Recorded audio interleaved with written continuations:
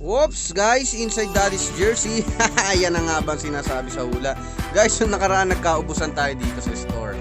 So ngayon, wala ka nang poproblemahin dahil ayan, 4 na sako na yung dumating. At hirap na nga si admin Guay. Guay, okay ka pa Guay? Kaya pa daw. Ayan ha, hindi na tayo magkasya dito sa ating physical store. Guys, yung iba dito may mga kumuha na kagad. So yung isang sako dyan meron na may-ari, 3 sako na lang natitira dito.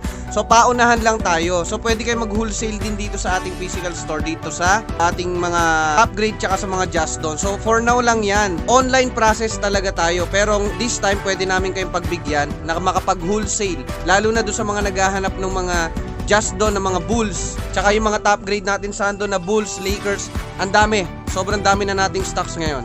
Okay, so punta lang kayo dito sa ating physical store, 35 and Gonzales Street, Barangay 2, Tanawan City, Batangas. Ayan, so yun lang guys, inside Daddy's jersey.